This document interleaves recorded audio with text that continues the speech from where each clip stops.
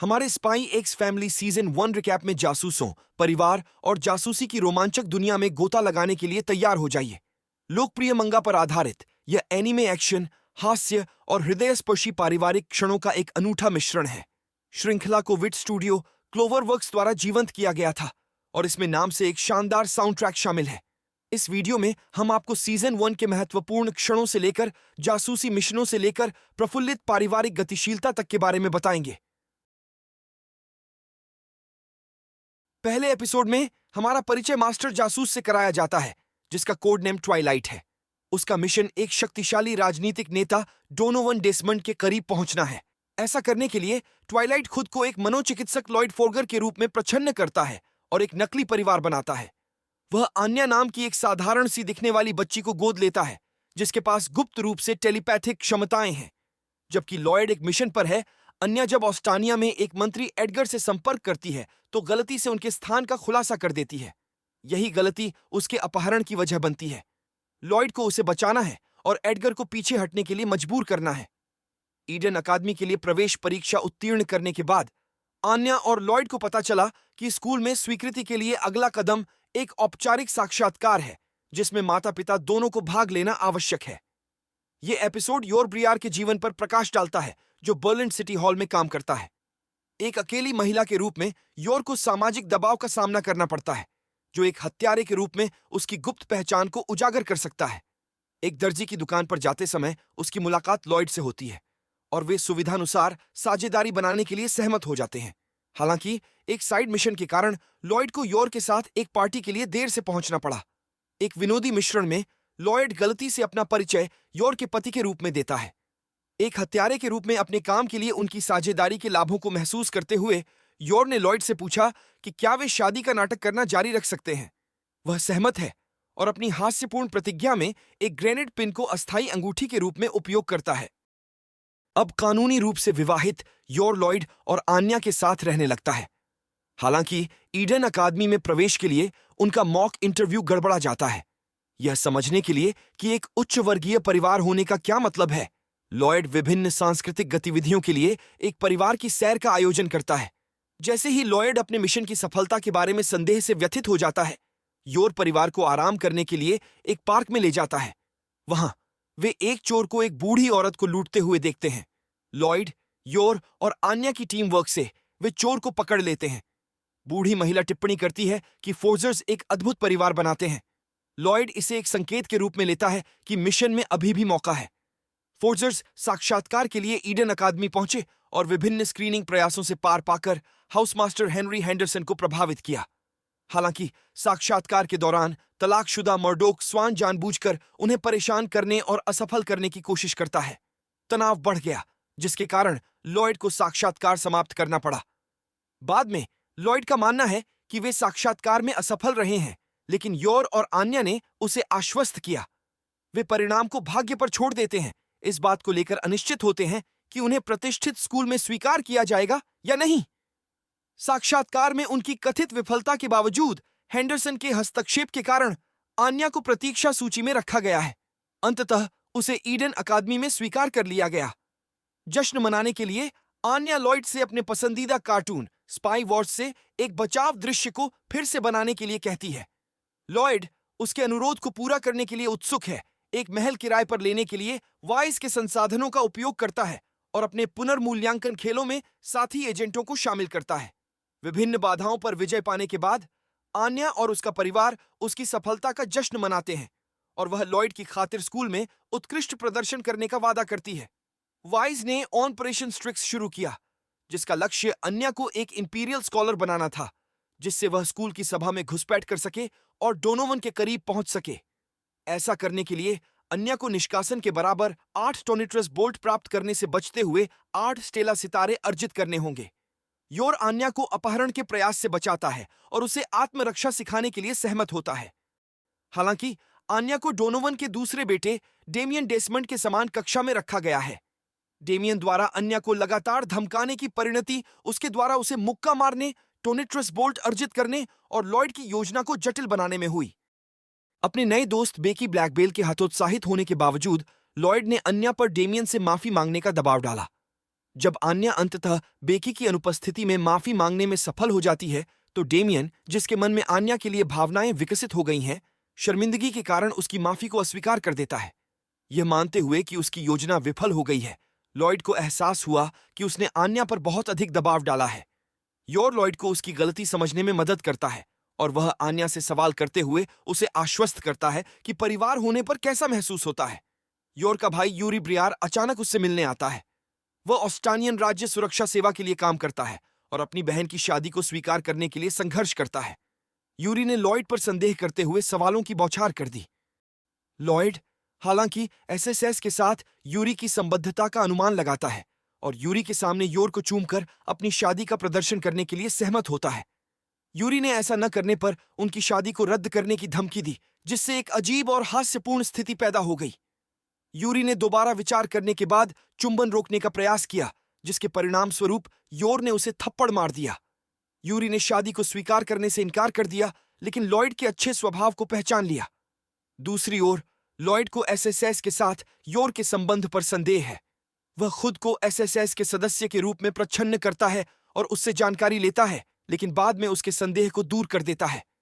Episode एक हार्दिक क्षण के साथ समाप्त होता है, जब योर लॉयड के साथी होने के लिए अपनी खुशी और प्रशंसा व्यक्त करती है। आन्या और डेमियन दोनों ने आगामी डॉजबॉल टूर्नामेंट में सबसे मूल्यवान खिलाड़ी को स्टेला स्टार दिए जाने की अफवाह सुनी। टूर्नामेंट के दौरान आन्या और डेमियन की कक्षा का सामना एथलेटिक रूप से प्रतिभाशाली प्रतिद्वंद्वी बिल वॉटकिंस से होता है। डेमियन ने आन्या की रक्षा के लिए स्टेला स्टार जीतने का अपना मौका त्याग दिया। हालांकि पुरस्कार के बारे में अफवाह झूठी निकली और आन्या और डेमियन के रिश्ते में सीमित सुधार देखा गया। लॉयड सामुदायिक सेवा के माध्यम से स्टेला स्टार्स अर्जित करने के लिए आन्या को एक अस्पताल में स्वयंसेवक के रूप में ले जाता है। आन्या के प्रदर्शन से अस्पताल के कर्मचारी नाराज हो गए, लेकिन बाद में उसने एक डूबते हुए मरीज को बचाया, जिससे उसे पहला स्टेला स्टार मिला। इस बीच उसके सहपाठियों ने उसके वीरतापूर्ण कार्य के बारे में झूठी अफवाहें फैलाईं, जिसका डेमियन ने बचाव किया। एक कार्टून चरित्र से प्रेरित होकर आन्या डेमियन के करीब जाने के लिए अपने माता-पिता से एक कुत्ता मांगती है। लॉयड अपने पड़ोसियों को यह साबित करने के लिए आन्या और योर को बर्लिन एक्वेरियम ले जाता है कि वे एक खुशहाल परिवार हैं। हालांकि लॉयड को एक अन्य मिशन में जाने के लिए मजबूर किया जाता है। इस बार इसमें एक माइक्रोफिल्म शामिल है, जिसमें पेंगुइन के भीतर छिपी रासायनिक हथियार योजनाएं शामिल हैं। आन्या गुप्त रूप से लॉयड को माइक्रोफिल्म ले जाने वाले पेंगुइन का पता लगाने में मदद करती है और प्राप्तकर्ता को पकड़ने में योर को चकमा देती है। लॉयड सफलतापूर्वक माइक्रोफिल्म को पुनः प्राप्त करता है और परिवार अपने पड़ोसियों को प्रभावित करता है, जिससे परिवार में एक हार्दिक क्षण आता है। आन्या के लिए एक कुत्ता खरीदते समय लॉयड को कीथ केपलर के नेतृत्व वाले ऑस्टानियाई छात्रों के एक आतंकवादी समूह को रोकने के लिए एक तत्काल मिशन पर बुलाया जाता है, जो वेस्टालियन विदेश मंत्री ब्रांटेज की हत्या के लिए बम वाहक के रूप में कुत्तों का उपयोग करने की योजना बना रहा है। इस बीच आन्या एक पशु गोद लेने के मेले में एक सफेद कुत्ते के विचारों को पढ़ती है और उसे अपने परिवार के बारे में एक दृष्टि मिलती है। उत्सुकतावश वह कुत्ते का पीछा करती है और आतंकवादियों के ठिकाने पर पहुंच जाती है। कुत्ता उसे भागने में मदद करता है और आन्या को भविष्य की भविष्यवाणी करने की अपनी अनूठी क्षमता का पता चलता है। कीथ ने उन्हें घेर लिया, लेकिन योर ने उसे बाल तस्कर मानते हुए हस्तक्षेप किया। कीथ को आखिरी बम कुत्ते को लेकर भागने के लिए मजबूर होना पड़ता है और अपने ठिकाने के दरवाजे को बम से बंद कर देता है। आन्या कुत्ते की भविष्य की दृष्टि से देखती है कि लॉयड विस्फोट से मर जाएगा। वह योर की निगरानी से बचने में सफल हो जाती है और बम के स्थान पर पहुंच जाती है और बाहर चेतावनी लिखकर लॉयड की मौत को रोकती है। इस बीच लॉयड खुद को मंत्री ब्रांच के रूप में प्रच्छन्न करता है, गुप्त पुलिस से अलग हो जाता है और कीथ को पीछा करने के लिए ले जाता है। उनके टकराव के दौरान कीथ ने लॉयड के पीछे बम कुत्ते को छोड़ दिया, जिससे तनावपूर्ण संघर्ष शुरू हो गया। लॉयड सफलतापूर्वक बम कुत्ते को कूड़ेदान में बंद कर देता है और बम को नदी में फेंक देता है, जिससे कोई भी हताहत नहीं होता है। कीथ घटनास्थल से भाग जाता है, लेकिन योर के एक किक के बाद उसकी कार दुर्घटनाग्रस्त हो जाती है, जो अन्या की तलाश कर रहा है। आतंकवाद की घटना सुलझने के साथ लॉयड अपने परिवार के साथ फिर से मिल जाता है और वे सिल्विया की मंजूरी के साथ सफेद कुत्ते को अपनाने का फैसला करते हैं। अपने नए कुत्ते के साथ डेमियन को प्रभावित करने की आन्या की कोशिश योजना के अनुसार नहीं चलती है, लेकिन अंततः वह फोर्जर परिवार के नए सदस्य का नाम बॉन्ड रखती है। संभावित रूप से अपने परिवार को खोने के बारे में चिंतित योर अपने खाना पकाने के कौशल को सुधारने के लिए कैमिला से मदद मांगती है। वह बचपन से ही स्टू बनाना सीखती है, इस उम्मीद में कि वह घर पर बने स्वादिष्ट भोजन से अपने पति और बेटी का दिल जीत लेगी। स्टू तैयार करने के बाद योर को एहसास हुआ कि अपरंपरागत परिस्थितियों के बावजूद उसे अपने परिवार से प्यार हो गया है। लॉयड के सहकर्मियों में से एक फ्रैंकी को प्यार हो जाता है और वह अपनी भावनाओं को कबूल करने के लिए लॉयड की सहायता मांगता है। उसके कबूलनामे का पूर्वाभ्यास करने के बावजूद उसे अस्वीकार कर दिया जाता है, जिससे वह निराश हो जाता है।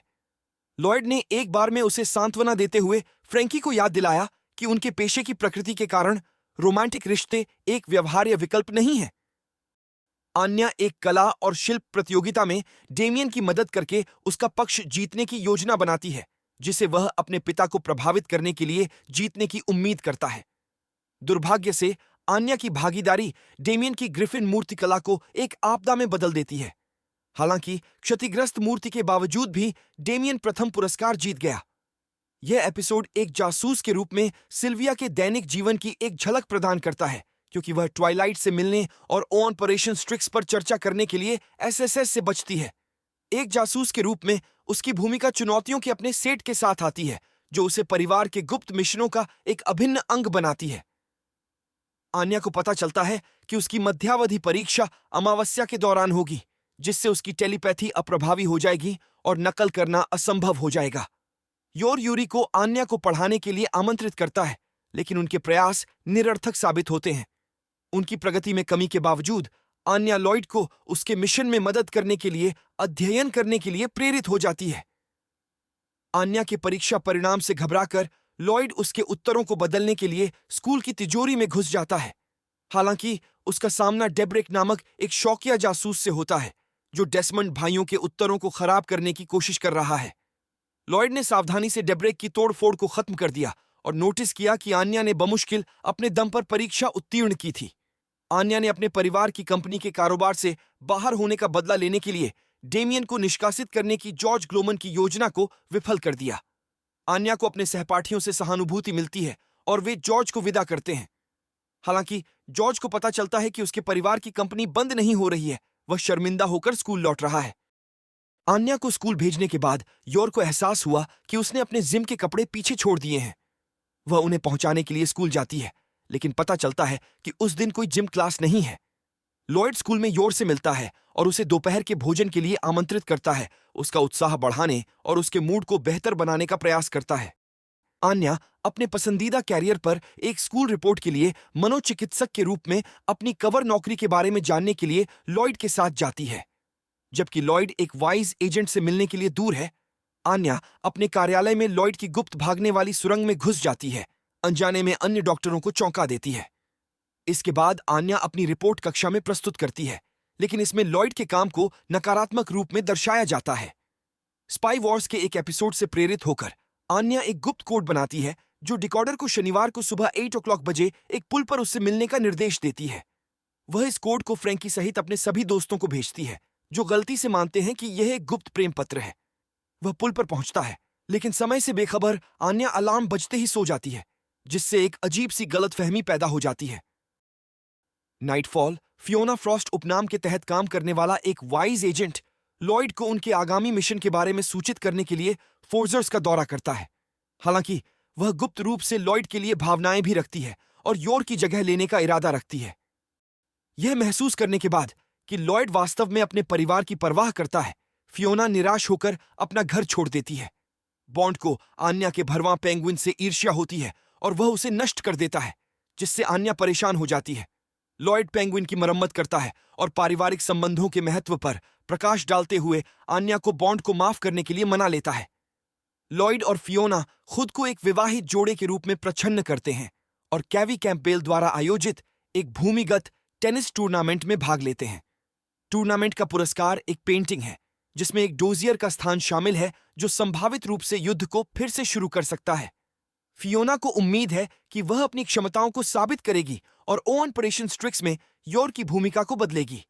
जैसे जैसे वे टूर्नामेंट में आगे बढ़ते हैं, उन्हें कैंपबेल के बच्चों द्वारा धोखाधड़ी की विभिन्न रणनीतियों का सामना करना पड़ता है, जिससे तनावपूर्ण मैच बनते हैं। इस बीच योर फियोना के इरादों और लॉयड के साथ उसके रिश्ते के बारे में चिंतित हो जाता है। लॉयड और फियोना टेनिस टूर्नामेंट में धोखेबाजों को मात देते हुए कैम्पबेल के बच्चों के खिलाफ फाइनल में पहुंचे।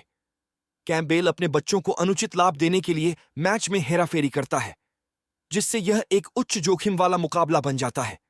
इस बीच अपने परिवार के लिए योर की चिंता और भी गहरी हो जाती है, क्योंकि वह तीव्र प्रतिस्पर्धा देखती है।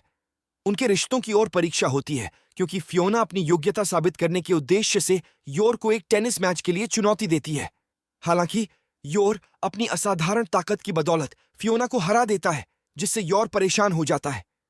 योर को चिंता है कि उसकी जगह फियोना ले लेगी, जिससे फोर्जर परिवार के बीच अफवाहें और चिंताएं पैदा हो रही हैं। जवाब में लॉयड इन चिंताओं को दूर करने और अपने बंधन की पुष्टि करने के लिए योर के साथ एक तारीख की व्यवस्था करता है।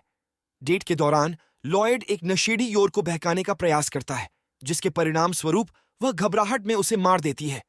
बाद में दोनों एक हार्दिक बातचीत में शामिल होते हैं, जहां लॉयड योर को उनकी शादी और परिवार के प्रति अपनी प्रतिबद्धता के बारे में आश्वस्त करता है। वे मेल मिलाप करते हैं और अपने संबंध को मजबूत करते हैं। डेमियन का ध्यान आकर्षित करने की आशा से बेकी आन्या को एक विशेष उच्च श्रेणी के मॉल की शॉपिंग यात्रा पर ले जाती है।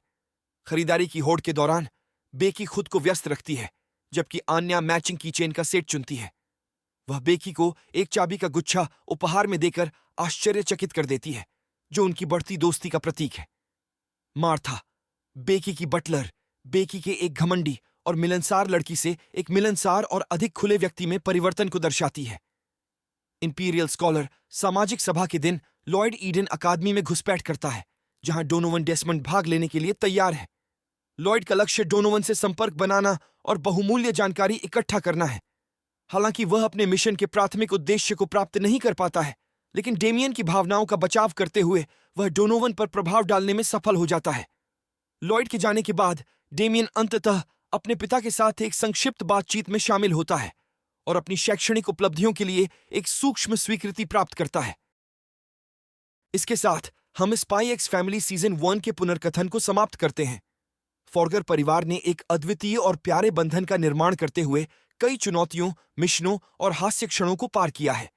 जैसे जैसे सीजन समाप्त होता है, परिवार के गुप्त संचालन और व्यक्तिगत रोमांच जारी रहते हैं। अब दर्शक अधिक जासूसी, पारिवारिक गतिशीलता और अप्रत्याशित मोड़ों से भरे चल रहे स्पाई एक्स फैमिली सीजन 2 का आनंद लेने के लिए उत्सुक हो सकते हैं। फॉर्गर परिवार के साथ इस रोमांचक यात्रा को देखने और हमारे साथ जुड़ने के लिए धन्यवाद।